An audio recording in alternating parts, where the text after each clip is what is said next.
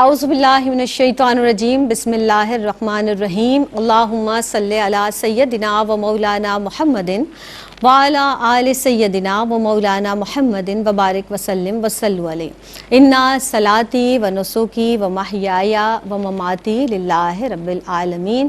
السلام علیکم ورحمۃ اللہ وبرکاتہ۔ پروگرام میری پہچان کے ساتھ ایک مرتبہ پھر آپ کی خدمت میں حاضر ہیں۔ جناب، یہ ایک مسلمہ حقیقت ہے کہ اس پوری کائنات کو چلانے والا واحد و یکتا وہ رب ہے کہ جس کی ہم عبادت کرتے ہیں۔ وہی وحدہ لا شریک ہے کہ وہی اول ہے اور وہی آخر ہے، وہی ابتدا اسی کے نام پر کی جاتی ہے۔ وہ جب بھی تھا کہ جب یہ دنیا نہیں بنی تھی، اور وہ تب بھی رہے گا کہ جب یہ دنیا نہیں ہوگی۔ یعنی ہر چیز فنا ہونے والی ہے سوائے اس واحد لا شریک، اس پاک پروردگار عالم کے۔ وَإِلَٰهُكُمْ إِلَٰهٌ وَاحِدٌ لَا إِلَٰهَ إِلَّا هُوَ، کہ وہی لائق عبادت ہے، وہی لائق حمد و ثنا ہے اور اس کے سوا کوئی عبادت کے لائق نہیں۔ وہ پاک پروردگار عالم کہ جس کی ہم عبادت کرتے ہیں۔ قرآن خود فرماتا ہے، اللہ رب العزت قرآن مجید میں، کہ اگر اس کائنات میں یعنی اس آسمان اور زمین کو چلانے والا کوئی اور بھی رب ہوتا تو یقینی طور پر اس پوری کائنات میں فساد برپا ہو جاتا۔ آج ہم عقیدہ توحید پر بات کریں گے، عقیدہ توحید کی اہمیت کے حوالے سے بات کریں گے، اس کے فوائد پر کلام کریں گے۔ معزز مہمان شخصیات بھی ہمارے ساتھ موجود ہیں، اور جب ہم مطالعہ کرتے ہیں قرآن مجید فرقان حمید کا اور سورہ اخلاص کا بالخصوص جب ہم مطالعہ کرتے ہیں تو مکمل تفسیر ہے عقیدہ توحید کے حوالے سے سورہ اخلاص۔ ہماری مہمان شخصیات اس حوالے سے جو ہماری رہنمائی فرمائیں گی آج اس بزم میں موجود ہیں، اور اس بزم کا مستقل حصہ ہیں۔ ہماری خوش نصیبی ہے ہمارے ساتھ ڈاکٹر امتیاز جاوید خاکوی صاحبہ موجود ہیں۔ ویلکم کرتے ہیں۔ السلام علیکم ورحمۃ اللہ وبرکاتہ۔ وعلیکم السلام ورحمۃ اللہ۔ آپ خیریت سے ہیں؟ آپ الحمدللہ۔ اور ان کے ساتھ اگلی نشست پر جو شخصیت رونق افروز ہیں، ان کا ایک الگ انداز ہے ماشاءاللہ، کم تشریف لاتی ہیں لیکن بہت عمدہ گفتار ہیں۔ آمنہ صدیقی ہمارے ساتھ موجود ہیں، ماشاءاللہ عالمہ ہیں۔ ویلکم کرتے ہیں۔ السلام علیکم ورحمۃ اللہ وبرکاتہ۔ آپ دونوں کو میری پہچان میں خوش آمدید کہتے ہیں۔ آپ سب سے پہلے عقیدہ توحید کے حوالے سے ہم بات کریں گے، تو میں چاہوں گی کہ آغاز کر لیتے ہیں کہ عقیدہ توحید سے کیا مراد ہے، پھر عقیدہ توحید کے عقلی دلائل بھی آپ ارشاد فرما دیجیے گا کہ قرآن مجید فرقان حمید کی روشنی میں فرمائیے گا۔ شکریہ زینب۔ بسم اللہ الرحمن الرحیم۔ الستُ بربکم قالوا بلی، بے شک وہ رب جو ایک ہے، وحدہ لا شریک ہے۔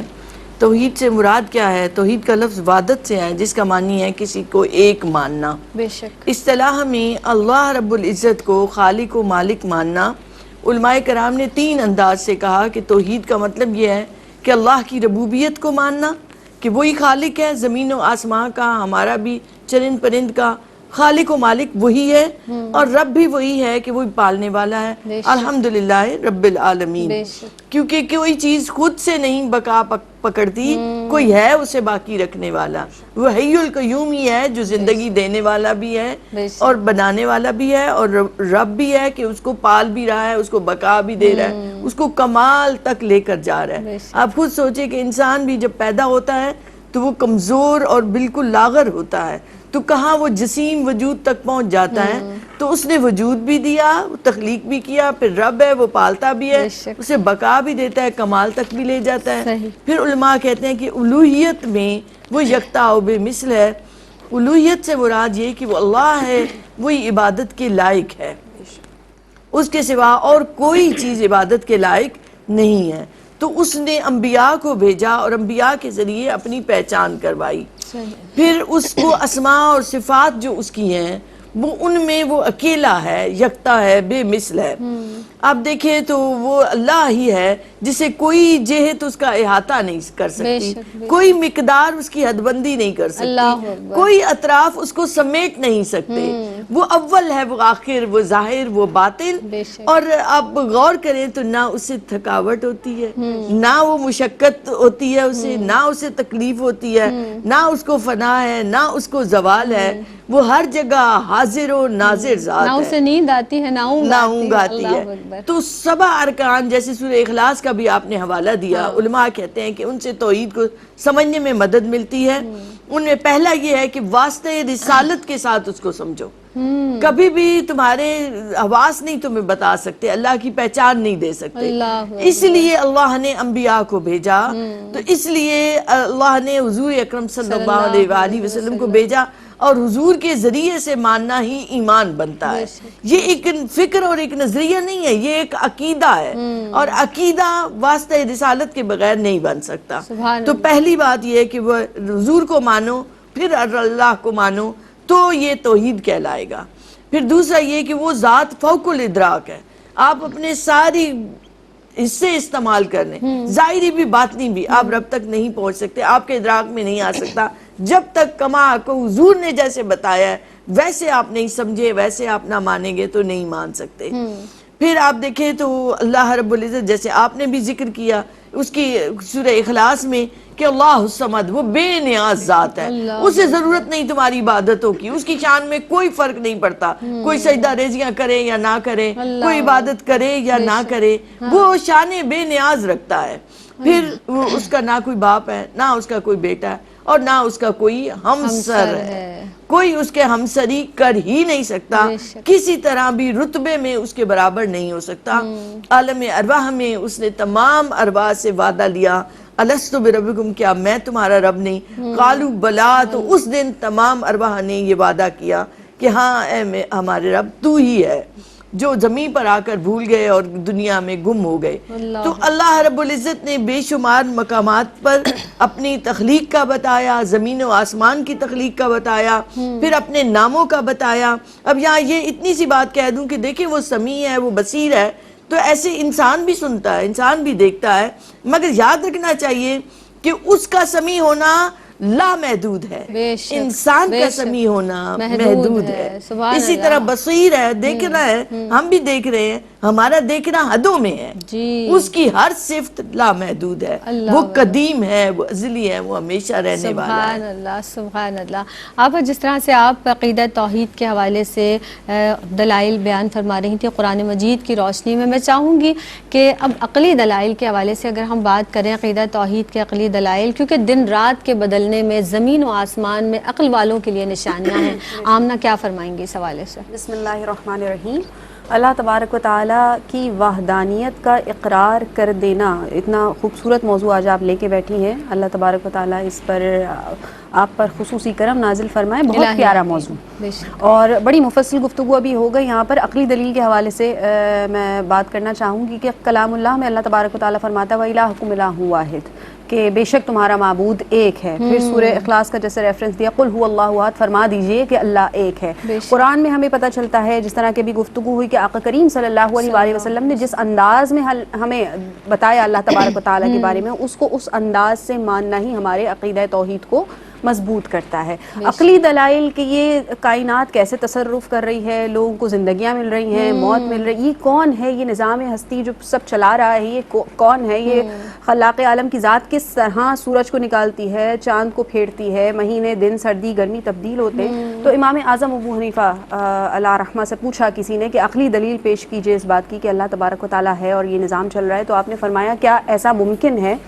کہ ایک درخت میں سے لکڑی خود بخود ٹوٹے اور اس کے بعد اس کی خود بخود کشتی بن جائے، وہ کشتی خود بخود سمندر میں اتر جائے، پھر وہ تلاطم سے بھی کامیاب ہو کر اپنی منزل مقصود تک پہنچ جائے؟ سوال کرنے والے نے کہا ایسا تو ممکن ہی نہیں ہے۔ تو امام اعظم نے فرمایا جب ایک کشتی خود سے بن کر تلاطم میں کامیاب ہو کر اپنی منزل مقصود تک نہیں پہنچ سکتی، تو تم یہ کیسے تصور کر سکتے ہو کہ پوری کائنات خدا کے بغیر چل رہی ہے، رب تعالیٰ کے بغیر؟ یہ سسٹم ہے جو اللہ تبارک و تعالیٰ چلا رہا ہے۔ امام احمد بن حنبل سے سوال کیا گیا کہ آپ عقلی دلیل پیش کریں، تو آپ فرماتے ہیں کہ ایک ایسا قلعہ ہے کہ جس سے نہ ہوا اندر آتی ہے نہ یہاں سے ہوا باہر جاتی ہے، اس کی دیواریں باہر سے چاندی کی ہیں، اندر سے سونے کی ہے، اور جب یہ دیواریں ٹوٹتی ہیں تو ایک جاندار نکلتا ہے اس میں سے، کیا ایسا ممکن ہے؟ سوال کرنے والے نے بولا نہیں، ایسا ممکن نہیں۔ امام احمد بن حنبل نے فرمایا انڈے کی مثال ہے یہ، کہ آپ دیکھیں باہر سے اس کا جو شیل ہے وہ وائٹ ہوتا ہے چاندی جیسا، اندر سے گولڈ ہوتا ہے، اور نہ ہوا آتی ہے نہ جاتی ہے، جہاں آکسیجن نہ ہوا جاندار نہیں ہوتا، لیکن اللہ پھر بھی اس میں سے چوزا نکالتا ہے۔ تو یہ اللہ تبارک و تعالیٰ کی ہی قدرت ہے, وہ ہی یہ کام کر سکتا ہے. تو ہم اگر ارد گرد دیکھیں, جیسے آپ نے ابھی سوال کیا کہ ہم غور و فکر کریں, تو ہمیں ہر جگہ ہر لمحے اللہ تبارک و تعالیٰ کے ہونے کی دلیل مل رہی ہوتی ہے کہ ہم تو اپنی مرضی سے ایک سانس بھی نہیں لے سکتے. یہ جو آتی جاتی سانسیں ہیں, یہ بھی خلاق عالم کی مرضی سے. تو اللہ تبارک و تعالیٰ ہر جگہ موجود ہے, یہ کائنات چل رہی ہے, ہماری زندگیاں چل رہی ہیں تو اس کے حکم ربی کی وجہ سے. تو وہ ہے تو یہ سب کچھ ہے. تو اس لیے عقیدہ توحید کا مقصد ہی یہ ہے کہ اللہ تبارک و تعالیٰ کو یکتا و واحد ماننا ہے, جیسا کہ بتایا گیا ہے, اور تمام کائنات کا نظام اس کی مرضی کے مطابق چل رہا ہے, وہی چلا رہا ہے. تو یہ کائنات ہے, یہی اس کی عقلی دلیل ہے کہ اللہ یہ کائنات ہے تو اس کا مطلب ہے کوئی ہے سپر پاور جو اس کو چلا رہی ہے. تو وہی سپر پاور کو یکتا ماننا عقیدہ توحید ہے. سبحان اللہ, کوئی تو ہے جو نظام ہستی چلا رہا ہے اور وہی خدا ہے. آپ دیکھیں کہ مقررہ وقت پر سورج کا نکلنا, پھر چاند کا نکلنا, اسے روشنی حاصل کرنا, یعنی پوری کائنات ایک منظم ضابطے کے حساب سے چل رہی ہے. اور بے شک اسے چلانے والی ذات وہی وحدہ لا شریک ہے, یکتا ہے, جو اللہ ہے. ایک وقفے پر ہمیں جانا ہے, حاضر ہوتے ہیں اس مختصر سے وقفے کے بعد. السلام علیکم ورحمۃ اللہ وبرکاتہ. آپ دیکھ رہے ہیں پروگرام میری پہچان, اور میری پہچان میں ایک مرتبہ پھر آپ سب کو خوش آمدید کہتے ہیں. آج ہم بات کر رہے ہیں جناب عقیدہ توحید, اس کی اہمیت اور اس کے فوائد کے حوالے سے. ہمارے ساتھ مہمان شخصیات بھی تشریف فرما ہیں. ڈاکٹر امتیاز جاوید خاکوی صاحبہ تشریف فرما ہیں, اور آمنہ صدیقی بھی تشریف رکھتی ہیں. عقیدہ توحید کے حوالے سے قرآن سے استدلال فرمایا, اور اس کے ساتھ ساتھ عقلی دلائل کے تعلق سے بھی بات ہوئی. آپا, اب آپ کے سامنے ایک سوال میرے گوش گزار میں آپ کو کرتی چلوں. عقیدہ توحید کی اہمیت اور اس کی ضرورت کے حوالے سے کلام فرمائیے گا آپا. شکریہ زینب. دیکھیے بہت خوبصورت گفتگو ہو رہی ہے, اور اس تعلق کو جوڑتی ہے جو اللہ سے ہمارا کمزور پڑتا جا رہا ہے. جتنا زیادہ اس کا ذکر کیا جائے, کیونکہ یہ ایک ایسا عقیدہ ہے, عقیدہ توحید, جو ہماری زندگی کو بدل کے رکھ دیتا ہے, جو کیفیت کو بدل دیتا ہے, اپنے حال کو بدل دیتا ہے. جب یہ عقیدہ موجود ہوتا ہے, بندے کا اس اللہ پر ایمان ہے, وہ توکل کرتا ہے اس پر, تو اس کی زندگی کا ہر گوشہ اس کے عین مطابق ہو جاتا ہے. سب سے بڑی بات یہ کہ اللہ نے فرمایا ما خلقت الجن والانس الا لیعبدون. تو جب اس کی پہچان ہی نہ ہو تو اس کی عبادت کیسے کرے؟ یہ اللہ کا حق ہے اور بندے کا فرض بنتا ہے. تو اس سے غور کریں, اس سے بندگی کے اطوار ملتے ہیں, اس سے عبادت کا سلیقہ ملتا ہے, اس سے انسان وہ جو اللہ کا حق ہے اسے دینے کے قابل ہو جاتا ہے جب اسے پہچانتا ہے. اور اللہ نے انبیاء کو بھیجا ہی صرف اس لیے کہ انسان کو اللہ کی معرفت عطا ہو. سبحان اللہ. کہ انسان کو دنیا میں بھیجا اشرف المخلوق بنا کر. تو اس عقیدہ توحید سے عظمت انسان کا پتہ چلتا ہے کہ انسان کوئی معمولی نہیں. اللہ نے یہ کائنات ارض و سماوات ساری بنا کے اس انسان کے لیے بنائی. اب جب انسان کو آگہی ملتی ہے کہ وہ رب میرا رب ہے اور مجھے اس کے آگے جھکنا ہے, تو وہ دوسروں سب سے بے نیاز ہو جاتا ہے. اسے در در پہ جانے کی ضرورت نہیں. اسے معلوم ہو گیا کہ وہی ایک در ہے جس سے مجھے مانگنا ہے. تو اس کو شان استغنا عطا ہوتی ہے. اس کی ایک عام شخص سے ایک وہ خاص ہو جاتا ہے, کیونکہ اب اسے پتہ چل گیا کہ یہ دنیا کچھ نہیں کر سکتی. وہ حدیث مبارکہ میں بھی ہے کہ سارے مل کر کسی کو فائدہ پہنچانا چاہے نہیں پہنچا سکتے جب تک اللہ نہ چاہے, اور کوئی نقصان پہنچانا چاہے تو نہیں پہنچا سکتے جب تک وہ اللہ نہ چاہے. تو بندہ سب سے ایک جب اس کو شان بے نیازی ملتی ہے اور رب کی پہچان نے اسے دنیا سے لاپرواہ کر دیا, تو وہ اسی کو راضی کرنے لگ جاتا ہے. جب وہ اس کو راضی کرنے لگ جاتا ہے تو اس کا پیکر ایمانداری کا, وہ ایفائے عہد کا, سخاوت کا, شجاعت کا بن جاتا ہے. اب وہ کسی چیز سے ڈر نہیں رہا, کسی چیز سے خوف نہیں کھا رہا. وہ جو دنیا والوں کے خوف اور غم ہیں ان سے وہ بے نیاز ہو گیا ہے. کسی نے بڑی خوبصورتی سے کہا, دو عالم سے کرتی ہے بیگانہ دل کو, عجب چیز ہے لذت آشنائی. تو اس سے آشنا ہو گیا, اس سے واقف ہو گیا, اس کا پتہ چل گیا, تو دو عالم سے بیگانہ ہو گیا. اب دو عالم کی پرواہ نہ رہی, اب اسی کی پرواہ رہتی ہے. اسی طرح آپ دیکھیں تو ہماری جب یہ عقیدہ بن گیا تو اب فکر دنیا کی نہیں رہی, آخرت کی رہی. عمل بدل جاتا ہے, پھر انسان کسی بھی لمحے مایوس نہیں ہوتا. اب اسے پتا ہے کہ رب کھولنے والا ہے دروازے, کیا وہ بات. ان اللہ علی کل شیء قدیر، بے شک. وہ قادر مطلق ہے. تو وہ قادر مطلق ہے تو وہ مایوس نہیں ہونے دیتا. اب سارے کا سارا اس کے اندر کی سوچوں کے ساتھ اس کا دار و مدار ہے. وہ جتنے بھی کام کرتا ہے، جتنے یقین محکم کے ساتھ وہ قدم اٹھاتا ہے، تو اس کی شخصیت اس عام لوگوں سے بڑی نمایاں اور پرومیننٹ ہو جاتی ہے. تو جتنا تعلق اللہ سے اسٹرانگ ہوتا چلا جاتا ہے، اتنی انسان کی خفیہ صلاحیتیں آشکارا ہونے لگتی ہیں، عیاں ہونے لگتی ہیں، ان کو جلا ملتی ہے. تو وہ اچھا بولنے والا بھی بن جاتا ہے، اچھا ہینڈل کرنے والا بن جاتا ہے، ایڈمنسٹریٹر بن جاتا ہے. اگر وہ خاتون خانہ ہے تو وہ بہترین انداز سے اپنے گھر کو چلا سکتی ہے. آپ یقین کریں کہ جتنا بندے کی یہ کیفیت بدلتی جاتی ہے، جو وہ آگے بڑھتا ہے، اللہ سے تعلق میں مضبوط ہوتا چلا جاتا ہے، اتنی اس کی شخصیت نکھرتی چلی جاتی ہے. سبحان اللہ. اب آپ نے ایک بات کی نا کہ جب انسان اللہ سے قریب ہو جاتا ہے تو پھر اس کی شخصیت میں ایک مضبوطی آ جاتی ہے، ایک اعتماد آ جاتا ہے. اور اسی سوال کے ساتھ میں آپ کے خدمت میں یہ سوال پیش کر رہی ہوں کہ جب ہم ایک اپنی شخصیت میں اعتماد آ جاتا ہے تو عقیدہ توحید کے جو اثرات ہیں ایک فرد واحد پر بھی، اور پھر جب فرد واحد ظاہر ہے سوسائٹی میں نکلتا ہے تو پورے معاشرے پر اس کے کیا اثرات مرتب ہوتے ہیں، میں چاہوں گی اس کے فوائد پر بھی کلام کیجیے گا. کیسے دیکھتی ہیں اس پوری صورت کو آپ؟ جی بالکل. دیکھیے عقیدہ توحید کو مان لینے کے بعد انسان کی جو دنیاوی زندگی ہے وہ آسان ہو جاتی ہے. آسان اس انداز میں کہ اسے قرب الہی نصیب ہو جاتا ہے. اور جب قرب الہی نصیب ہو جائے تو دنیاوی مشکلات پریشانیوں سے پھر انسان جو ہے وہ بچتا چلا جاتا ہے، کیونکہ اب اس کو مشکل پریشانی نہیں لگتی. اس کو معلوم ہے کہ میرا رب میرے ساتھ ہے. اگر یہ مشکل یا آزمائش آئی بھی ہے تو میرے رب کے حکم سے آئی ہے، اس کے حکم سے ٹل بھی جائے گی، تو وہ راضی برضا رہنے لگ جاتا ہے. انفرادی طور پر تو اس کو یہ بینیفٹ حاصل ہوتا ہے. ایک حدیث مبارکہ کا مفہوم آپ کی سماعتوں کی نظر کروں گی کہ رسول اللہ صلی اللہ علیہ وآلہ وسلم نے ارشاد فرمایا کہ تم سے پہلے ایک شخص تھا کہ اس کے نامۂ اعمال میں صرف عقیدہ توحید ہی تھا، اور وہ خوف خدا سے اتنا ڈرتا اور گھبراتا تھا کہ اس نے کہا کہ جب میں مر جاؤں تو میرے جسم کو جلا دینا اور اس کو پھر خاکستر کر دینا، آدھی راکھ کو سمندر میں بہا دینا اور آدھی کو ہوا میں اڑا دینا. تو اس کے گھر والوں نے اس کے کہے کے مطابق یہی سب کچھ کیا. پھر اللہ نے حکم دیا سمندر کو اور ہوا کو، اس کے جسم کو یکجا کیا گیا. تو اللہ نے پوچھا کہ تمہیں کس چیز نے اپنے ساتھ یہ ظلم کرنے پر آمادہ کیا؟ تو عرض کیا یا اللہ مجھے تیرے سامنے پیش ہونے سے حیا آتی ہے کہ میرے پاس تو کوئی اچھے نامۂ اعمال تھے ہی نہیں، تو میں کس منہ سے تیری بارگاہ میں پیش ہوتا. تو اللہ نے فرمایا کہ تو نے مجھے مان لیا کہ میں واحد و یکتا ہوں، اسی بنیاد پہ تجھے بخشش و نجات عطا کرتا ہوں. سبحان اللہ. تو سوچئے اب جب ہم مان لیتے ہیں کہ اللہ تو ہی وحدہ لا شریک ہے، تو بس پھر ساری باتیں بنتی چلی جاتی ہیں دنیاوی اعتبار سے.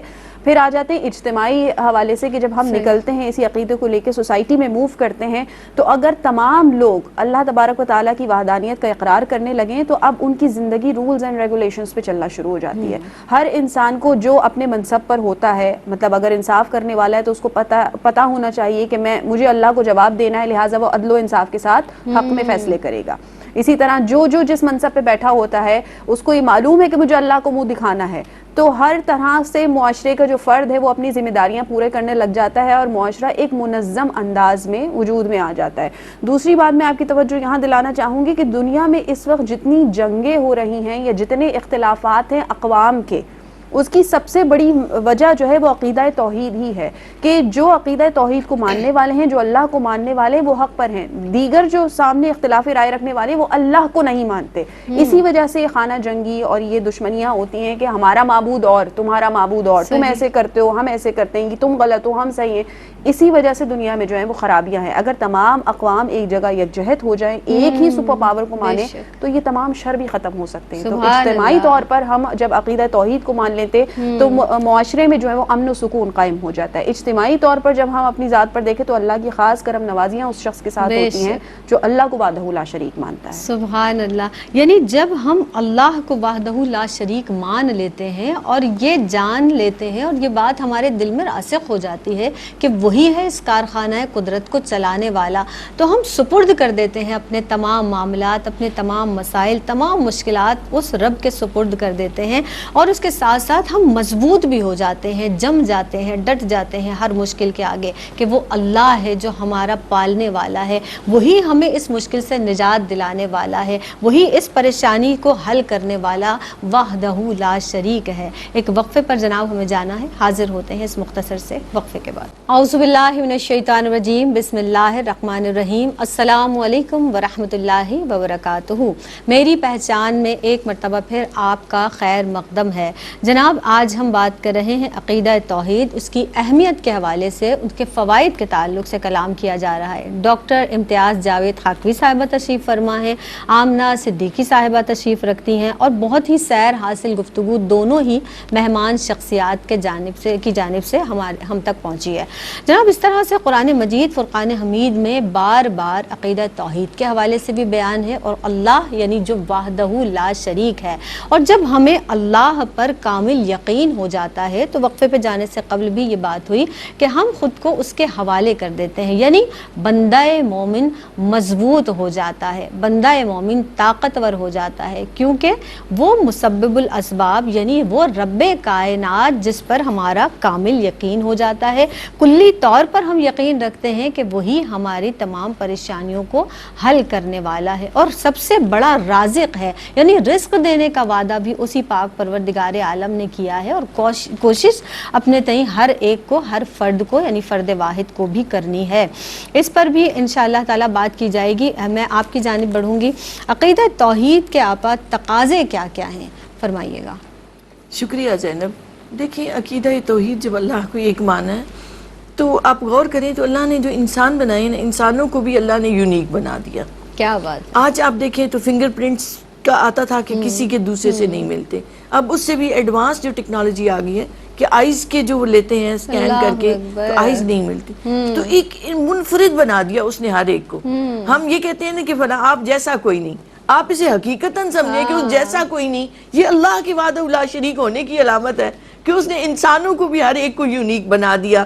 اب ہر انسان کے ساتھ اللہ کا اپنا انفرادی تعلق ہے۔ کیا بات، بے شک اللہ تک پہنچنے کے ہزار ہاں راستے ہیں، ہزار ہاں راستے ہیں، مگر یاد رکھیں کہ سارے راستے واسطہ رسالت سے ہو کر جاتے ہیں۔ جس نے نبی کریم علیہ السلام کی کسی ایک صفت کو اپنا لیا، کسی ایک صفت کو ان کو مانتے ہوئے اپنا لیا، کوئی بہت سخی ہو گیا، وہ سخاوت کے دروازے سے چلا جائے گا۔ کیا بات۔ کوئی شجاعت کو لے لیا کسی نے، وہ اس دروازے سے اللہ تک جا پہنچے گا۔ تو اب ہمیں چاہیے کہ اللہ سے بات کیا کرے۔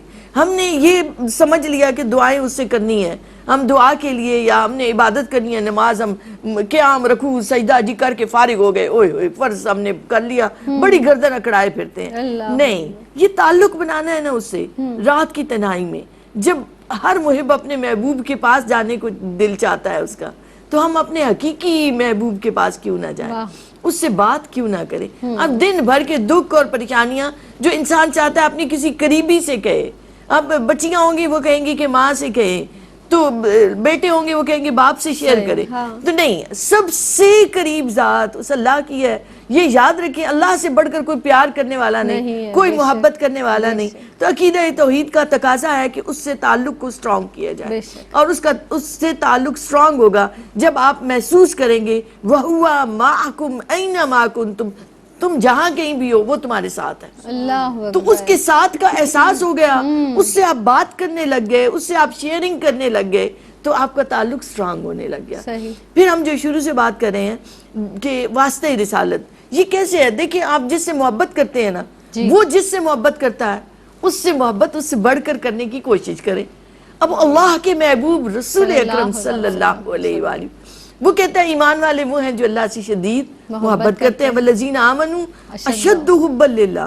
اب اگر اس کی محبت کا تعلق پاتے ہو دل میں کہ اگر اس کو مان لیا ہے وہ خالق بھی ہے، وہ رازق بھی ہے، وہ قادر بھی ہے، وہ نکالنے والا بھی ہے، تو ایک تعلق بنتا ہے نا اللہ سے۔ اب جب اس سے محبت کا احساس جاگا ہے نا تو کہتے ہیں جاؤ در حبیب پر جاؤ، اللہ اکبر، قل ان کنتم تحبون اللہ فاتبعونی یحببکم اللہ۔ اللہ تمہیں اپنا محبوب بنا لے گا۔ تو اللہ تمہیں کیسے محبوب بنا لے گا؟ راستہ اس نے بتایا، میرے محبوب کو چاہو، اس سے پیار کرو، اس سے محبت کرو. بنایا ہی اس پیکر کو اس لیے ہے. اور آپ دیکھیں تو خالق کی کائنات نے وہ محبت عالم ملکوت میں ڈال دی، نباتات میں ڈال دی، جمادات میں ڈال دی. ہر چیز کی ایک اپنی صفت ہے، مگر حضور کہتے ہیں تو وہ اپنی صفت کو بدل دیتی ہے. لکڑیاں تلوار بن جاتی ہیں، لکڑیاں مشعل بن جاتی ہیں، پتھر کلمہ پڑھنے لگ جاتے ہیں. یہ کیا ہے؟ یہ حضور اکرم صلی اللہ علیہ وآلہ وسلم کی ذات سے محبت اللہ نے جو کائنات میں ڈالی ہے، اسی کی وجہ سے چاند دو ٹکڑے ہو جاتا ہے، ڈوبا سورج پلٹ کر آ جاتا ہے. تو سمجھیں اس کائنات کے نظام کو سمجھیں. وہ اللہ چاہتا ہے کہ اس مرکز پہ آؤ، اس مرکز پہ جھکو، گناہگار ہو تب بھی ادھر آؤ، کچھ چاہیے تب بھی ادھر آؤ. تو اس منشا کو سمجھے نا، مشیت الہی کو سمجھے. وہاں پہ جانے کا سلیقہ، دہلیز رسالت پہ جھکنے کا، پیار کرنے کا طریقہ سیکھ لو. اللہ کہہ رہا ہے یحببکم اللہ. کہاں تم کیا محبت کرتے تھے؟ اللہ نے تمہیں اپنا محبوب بندوں میں شامل کر لیا. پھر اس کا تقاضا ہے توحید کا، اس کا ذکر کثرت سے کیا جائے. ذکر کرو، اس کو یاد کرو. یہ ذکر ہے، نماز بھی، قرآن بھی، اس کی اطاعت بھی، یہ ساری ذکر کی صورتیں ہیں. مگر اس کا نام مبارک لینا، اسم اللہ ذات ہم اسے کہتے ہیں کہ جو اس کا ذاتی نام ہے اللہ. وہ پرانے وقتوں کی بنی اسرائیل کے ایک شخص جو ہے وہ ایک بت کے سامنے یا سنم سینکڑوں سال ہو گئے ہیں اس کو پوجا کر رہا ہے. ایک دن اس کی زبان سے نکلتا ہے یا سمد، آواز آتی ہے لبیک میرے بندے. فرشتے کہتے ہیں مولا وہ تجھے پکار نہیں رہا تھا. تو اللہ کہتا ہے مل فرق بین سنم و سمد. کیسے پتا چلے کہ سنم اور سمد وہ ذات ہے کہ جب ایک بار بندہ کہتا ہے تو اس کی آواز آتی ہے لبیک یا عبدی، بول میرے بندے تجھے کیا چاہیے. تو ایسے پکارے، یہ اس میں اعظم بن جاتا ہے. ہمیں تو بسم اللہ جیسا تحفہ دے دیا گیا، ہمیں تو اللہ کے نام مبارک دے دیے گئے. پکارنا ایسے ہے کہ دل سے نکلے، روح سے نکلے، جو اس تک پہنچے. ذکر اتنا کثرت سے کیا جائے، صبح شام دن رات اسے یاد رکھا جائے، اسے یاد کیا جائے، اس کے ناموں کا ذکر کیا جائے. پھر اطاعت سب سے بڑی بات. احکام کو بھول جانا اور کہنا کہ محبت بڑی ہے. ہم جانتے ہیں نہیں، یہ ہو ہی نہیں سکتا. جہاں محبت زیادہ ہوگی وہاں سرنڈر کریں گے آپ اپنی خواہشوں کو، اپنی پسند کو، ناپسند. وہ جو آپ کہہ رہے ہیں نا خود سپردگی، تو آپ وہاں کہہ رہے ہیں کہ مشکلات میں کہتی ہوں فلی لائف، انفرادی اجتماعی ہر سطح پر خود کو سرنڈر کر دو. وہ جیسا چاہتا ہے، اب اس لمحے وہ مجھ سے کیا چاہتا ہے، یہ پوچھنا شروع کر دیں. آپ کا دل، آپ کا قلب، اس پہ الہام ہوتا ہے. وہ نفس ملہمہ کب بنتا ہے؟ وحی کے دروازے بند ہو گئے. الہامات کی نورانی بارش آج بھی جاری ہو ساری ہے جو اللہ کے اپنے بندوں پر ہوتی ہے. تو اطاعت ہر لمحہ. نماز کا وقت آئے تو نماز پڑھنی ہے، کچھ حضور سے کوشش ضرور کرنی ہے. رمضان کے روزے آگے رکھنے ہیں، روزے ہر چیز میں، اخلاق میں، کردار میں، عملاً اس کی اطاعت لازمی کرنی ہے. پھر توکل، بھروسہ اس پر، یقین اس پر رکھیں. تو یہ توکل آپ کو بہت ساری مشکلات کی کشتیوں کو پار لگانے کا سبب بن جائے گا، آگے بڑھنے کے لیے بہت آسان کر دے گا راستوں کو. میرا خیال ہے آپ کے پاس اتنا وقت ہے. آپ آپا بولتی ہیں اور اتنا خوبصورت انداز، اور خاص طور پر جب عقیدہ توحید پر بات ہو. آپ دیکھیں جب ہم سپردگی کی بات کر رہے ہیں، اگر جس طرح سے آپا نے بھی ارشاد فرمایا نا کہ ہم کہیں بھول سے بھی اس رب کو پکار لیں تو وہ جواب دیتا ہے، وہ سنتا ہے، کیونکہ ہماری فریاد کو، ہماری آواز کو، ہمارے دل کے دھڑکنے کی ہر ایک دھڑکن کو وہ سنتا ہے. تو ہمیں اطمینان قلب نصیب ہوتا ہے، اور اطمینان قلب نصیب ہو جائے تو دنیا جنت کا گہوارہ بن جاتی ہے، کیونکہ ہم مطمئن ہو جاتے ہیں. اور جب انسان مطمئن ہو جاتا ہے کس پر؟ کیونکہ قناعت کرتا ہے وہ اللہ پر کہ اللہ رب العزت ہے، جو ہمیں سنبھالے ہوئے ہے وہی رب ہے. پھر انسان کے اندر سے تکبر، خود پسندی، وہ تمام چیزیں دور ہو جاتی ہیں اور عاجزی اور انکساری پیدا ہو جاتی ہے. اور وہی رب ہے جس پر ہمیں یقین ہوتا ہے کہ وہ رب کہیں نہ کہیں ہماری فریاد کو سنتا ہے. آمنہ آپ موجود ہیں، ارشاد فرما دیجئے. جس طرح سے ہم توحید باری تعالیٰ کی بات کر رہے ہیں، عقیدہ توحید کی بات کر رہے ہیں، اب شرک جو اللہ رب العزت نے ظلم عظیم قرار دیا اور بہت بڑا گناہ ہے، شرک ہے کیا؟ سب سے پہلے تو یہ ارشاد فرما دیجئے، پھر شرک کے دینی اور دنیاوی نقصانات بھی ارشاد فرما دیجئے. دیکھیں شرک کیا ہے، یہ اللہ تبارک و تعالیٰ کی نظر میں سب سے بڑا سب سے عظیم گناہ ہے کہ اللہ کے ساتھ کسی کو شریک ٹھہرانا. اور اس کے رد میں پوری سورہ اخلاص کا ترجمہ ہم پڑھ سکتے ہیں کہ کہہ دو کہ اللہ ایک ہے، نہ وہ کسی کی اولاد ہے، نہ وہ کسی سے پیدا ہوا، اور اس کا ہمسر کوئی نہیں. تو دیکھ لیجئے اللہ تبارک و تعالیٰ نے یہی ہم سے مانگا ہے اپنے بندوں سے کہ مجھے واحد و یکتا مانو، میرے ساتھ کسی کو شریک ٹھہراؤ گے تو یہ مجھے برداشت نہیں ہے. اس پہ اللہ کے ہم غضب کو جلال کو دعوت دیتے ہیں. اب قرآن و حدیث کی روشنی میں ہمیں معلوم یہ چلتا ہے کہ شرک کرنے والوں کو کی دنیا کیسے خراب ہوتی ہے، آخرت کیسے خراب ہوتی ہے، نقصانات کیسے ہیں. سب سے پہلے تو یہ کہ شرک کرنے والوں پر جنت حرام کر دی جاتی ہے، ان کا ٹھکانہ ہے ہی جہنم، انہوں نے جہنم میں ہی رہنا ہے، کبھی بھی وہ جنت میں داخل نہیں ہو سکتے اس شرک کی بنیاد پر. پھر اگرچہ مشرک کے پاس نامہ اعمال میں کچھ اور نیکیاں ہوں، کبھی کسی کے ساتھ کوئی بھلائی کر دی، کچھ اچھا کر دیا، وہ سارے اعمال شرک کی بنیاد پر برباد کر دیے جاتے ہیں، وہ پھر قابل قبول نہیں ہوتے اگرچہ اس کے پاس کچھ اچھے اعمال بھی ہوں. تو سب سے بڑی سزا تو یہ دی جاتی ہے. اس کے علاوہ یہ بتایا گیا شرک کے علاوہ اللہ تبارک و تعالیٰ تمام گناہ معاف کر دیتا ہے، تمام، لیکن شرک نہیں معاف کرے گا. نہیں معاف ہوتا اپنے ساتھ اگر اس نے دیکھ لیا کہ آپ نے کسی کو شریک ٹھہرا لیا رب کے ساتھ، وہ یہ معاف نہیں کرے گا. یہ سب سے بڑا گناہ ہے. پھر بتایا جاتا ہے قرآن و حدیث کی روشنی میں کہ مشرک ایسا ہے جیسے آسمان سے گرا دیا گیا. اللہ، اور آپ سوچیں آسمان سے زمین پر کون بھیجا گیا تھا؟ تو اسی طرف اللہ نے تشبیہ دی ہے کہ مشرک ایسا ہے جیسے آسمان سے گرا دیا گیا. اب وہ بارگاہ رب العزت میں جو ہمیں عزت ملتی ہے، جو مقام ملتا ہے، جو اس کی شفقت، اس کی عنایت ملتی ہے، اب وہ اس سے محروم کر دیا گیا ہے. اب وہ صرف غضب خداوندی کو دعوت دے رہا ہے، اور اس کا غضب جو ہے وہ بھگتے گا ایک نہ ایک دن، چاہے اس دنیا میں یا اس دنیا سے جانے کے بعد جہنم میں. اس کے علاوہ اگر ہم دیکھ لیں کہ دنیاوی اعتبار سے کیا کیا نقصانات ہوتے ہیں، تو ہمارے شریعت ہمیں یہ سکھاتی ہے کہ مشرک مرد اور مشرک عورتوں سے نکاح جائز نہیں ہوتا، ان سے تعلقات، ان سے روابط، ان سے مراسم نہیں طے کیے جا سکتے. ان کے ساتھ لین دین کاروبار میں احتیاط کرنی چاہیے، کیونکہ وہ مشرک ہیں. وہ جب اللہ کو نہیں مان رہے تو انسانوں کا کیا لحاظ کریں گے. پھر اس کے علاوہ ہمیں یہ بھی حکم دیا جاتا ہے کہ اہل ایمان مشرکین کے لیے دعائے مغفرت نہ کریں. کتنی بڑی محرومی مل جاتی ہے ایک مشرک کو کہ جو اللہ تبارک و تعالیٰ کے ساتھ کسی کو شریک ٹھہرا دیتا ہے کہ بعد میں بھی اس کے مرنے کے بعد اس کی مغفرت کی دعائیں نہیں کی جا سکتی. تو شرک ایک ایسی لعنت ہے کہ جس سے ہمیں بچنا بھی چاہیے اور اس سے بچنے کی دعا بھی کرنی چاہیے. اور جو لوگ اس عذاب میں مبتلا ہیں، یہ عذاب ہی ایک طرح کا جس میں مبتلا ہے، ان سے کوشش کرنی چاہیے کہ محبت کے ساتھ ان سے پیش آ کے ان کو اپنی طرف صاحب ایمان کرنے کی یا ایمان کی طرف لانے کی کوشش کرنی چاہیے. کیونکہ مشرک شخص سے جب آپ بات کر رہے ہوتے ہیں نا، یہ میں آپ کو ویسی پریکٹیکلی بات بتا رہی ہوں، جب آپ اس کو عقیدہ توحید پہ لانے کی کوشش کرتے ہیں، وہ اتنی بدفعالیاں منہ سے نکال دیتا ہے کہ اپنے نامہ اعمال میں مزید گناہ کر رہا ہوتا ہے. تو بڑا سوچ سمجھ کے، بڑا سنبھل کے ایک مشرک سے بات کرنی ہوتی ہے، کیونکہ آپ سے بات کرنے کی وجہ سے وہ طیش میں آیا اور اس نے غلط الفاظ بیان کیے، تو اس کے عتاب کا شکار آپ بھی ہو سکتے ہیں کیونکہ آپ نے اکسایا. لہٰذا بڑے تحمل سے، بڑی محبت، بڑی شفقت سے ایسے شخص سے بات کرنی چاہیے کہ اس کے منہ سے کچھ الٹا اللہ تبارک و تعالیٰ کی بارگاہ میں نہ نکل جائے کہ مزید اس کی پکڑ ہو. تو شرک، رسول اللہ صلی اللہ علیہ وآلہ وسلم نے بھی ارشاد فرمایا نا کہ مجھے اپنی امت سے شرک کا گواہ نہیں، لیکن مجھے یہ معلوم ہے کہ یہ حب دنیا میں پڑ جائیں گے. تو الحمدللہ امت محمد مصطفیٰ صلی اللہ علیہ وآلہ وسلم کو رسول اللہ صلی اللہ علیہ وآلہ وسلم کی طرف سے یہ اعزاز ہے کہ ہم شرک میں نہیں پڑتے. لیکن جو لوگ شرک میں پڑھتے ہیں، اللہ نے ان پر لعنت فرمائی ہے قرآن میں کہ طاغوت کے جو وہ کرنے والے ہیں، پرستش کرنے والے ہیں، اللہ نے ان پر لعنت فرمائی. تو جتنے بت پرستی اور دیگر اللہ تبارک و تعالیٰ کے ساتھ ٹھہرانے والے یا سپر پاور ایک نہیں، دو تین چار ہیں، لوگ یہ سمجھتے ہیں، تو وہ سب مستقل اللہ کی لعنت میں ہیں. اور جو اللہ کی لعنت میں ہوتا ہے پھر ان کے ساتھ نہ دنیا میں خیر و بھلائی ہوتی ہے، نہ آخرت میں خیر و بھلائی ہوتی ہے. تو اللہ تبارک و تعالیٰ اس لعنت سے ہم سب کو محفوظ رکھے. آمین آمین الہی آمین. اب جس طرح سے آپ بات کر رہی تھی نا، تو ہم ہمیشہ ہر وقت ہماری زبان پر یہ رہنا چاہیے کہ لا الہ الا اللہ محمد الرسول اللہ صلی اللہ علیہ وسلم.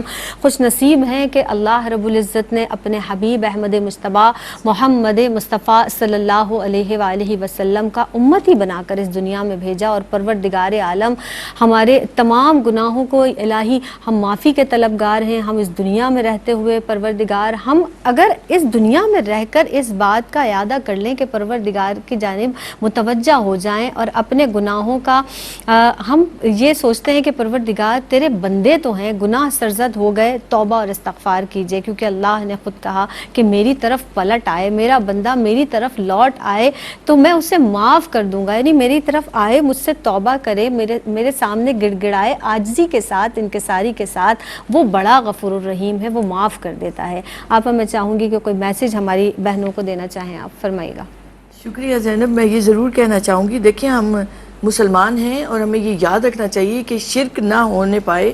اربوں لوگ ہیں جو مسلمان ہیں، کوئی ایک نہیں ملے گا کہ جو حضور کو مانتا اور اللہ کو نہ مانتا ہو، تو ہم اللہ کو ماننے والے ہیں، اور میلاد سب سے بڑی دلیل ہے عقیدہ توحید کی۔ میلاد حضور کا منایا جاتا ہے کیونکہ حضور کی ولادت ہوئی ہے، اللہ کا میلاد نہیں منایا جاتا، اللہ تو خالق و مالک ہے۔ اللہ اکبر۔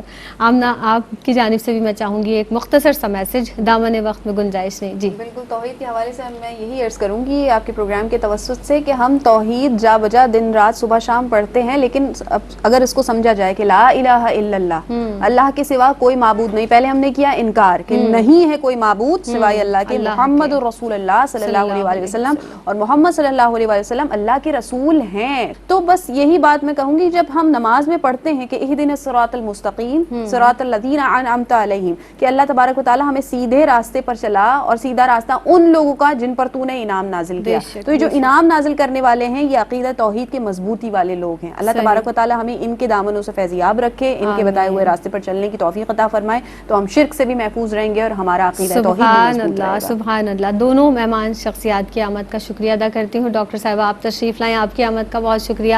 آمنہ صدیقی صاحبہ آپ تشریف لاتی ہیں، جب تشریف فرما ہوتی ہیں، بہت اچھی گفتگو آپ کی جانب سے بھی کی جاتی ہے۔ بس آخر میں یہ ضرور کہنا چاہوں گی کہ قرآن مجید میں اللہ رب العزت ارشاد فرماتا ہے نا کہ سورج کی مجال نہیں کہ وہ چاند کو پکڑ سکے، چاند کی مجال نہیں کہ سورج کو پکڑ سکے۔ سورہ رحمان میں بار بار اللہ رب العزت ارشاد فرماتا ہے فَبِأَيِّ آلَاءِ رَبِّكُمَا تُكَذِّبَانِ۔ یہ دنیا اللہ رب العزت نے بنائی ہے، پوری کائنات کو ہم دیکھ لیں تو جا بجا مظاہر نظر آتے ہیں، تو ہمیں اس پاک پروردگار عالم کا شکر بجا لانا چاہیے۔ ہر اس نعمت پر، آتی جاتی سانس پر بھی، ایک ایک عضو جو ہمارا، جو ہمیں اس رب نے عطا فرمایا، کس نعمت کا ذکر کریں، کس نعمت کا شکر کریں، شکر بجا لائیں اس پاک پروردگار عالم کی تمام نعمتوں کا جو اس نے ہمیں عطا فرمائی ہیں۔ اللہ مجھے اور آپ کو، ہم سب کو شکر گزار بندوں میں شامل فرمائے۔ السلام علیکم ورحمۃ اللہ وبرکاتہ۔